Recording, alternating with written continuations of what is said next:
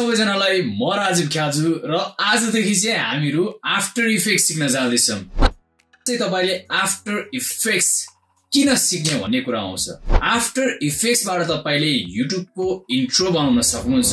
तपाईले डिफरेन्ट तरिकाको इन्ट्रो तपाईले आफ्टर इफेक्ट्सबाट तपाईले क्रिएट गर्न सक्नुहुन्छ।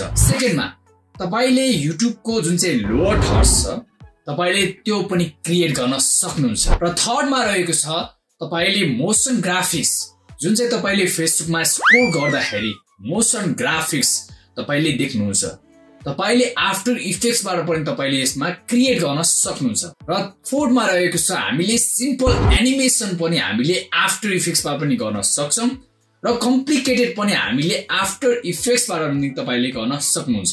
तपाईले यसमा चाहिँ 3D एनिमेसन पनि तपाईले यसबाट क्रिएट गर्न सक्नुहुन्छ। र फिफ्थमा तपाईले लोगो एनिमेसन जुन चाहिँ तपाईले इन्ट्रोमा लोगोको एनिमेसन भएर आउँछ यसबाट तपाईले क्रिएट गर्न सक्नुहुन्छ। र सिक्समा रहेको छ तपाईले डिफरेन्ट इफेक्ट्सहरु तपाईले यसमा पाउन सक्नुहुन्छ जुन चाहिँ तपाईले प्रिमियम प्रोमा नि त्यति सारो इफेक्ट्स तपाईले देख्न सक्नुहुँदैन होला। सो तपाईले डिफरेन्ट इफेक्ट्सहरु तपाईले भिडियोमा युज गरेर आफ्नो भिडियोलाई अझ राम्रो बनाउन सक्नुहुन्छ। र लास्टमा चाहिँ तपाईले ग्रीन स्क्रिन पनि युज गर्न सक्नुहुन्छ। यस ग्रीन स्क्रिन तपाईले यसबाट रिमुभ गरेर जुन चाहिँ VFX तरिकाले तपाईले एनिमेट गर्न सक्नुहुन्छ। यसलाई चाहिँ एक किसिमले कम्पोजिटिङ पनि भनिन्छ।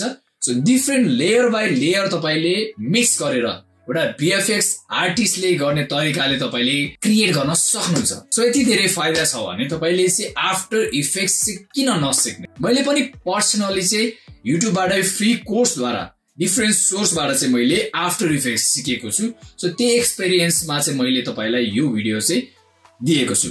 सो हामीले स्टेप बाइ स्टेप चाहिँ आफ्टर इफेक्ट्स सिक्नेवाला छौं। मसँग चाहिँ तपाईले आफ्टर इफेक्ट्स चाहिँ किन सिक्ने। सो आफ्टर इफेक्ट्स सिकाउनेहरु पनि धेरै छन्। सो धेरै मध्ये पनि मबाट चाहिँ किन सिक्ने भन्ने कुरा आउँछ।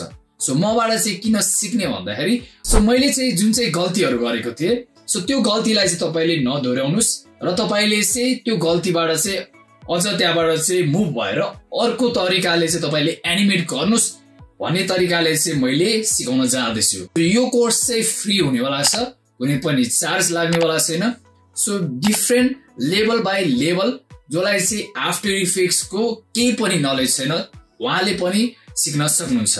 So without any further delay हामीले चाहिँ आफ्टर इफेक्ट्स सिक्नेवाला छौं। सो सुरु गरौँ।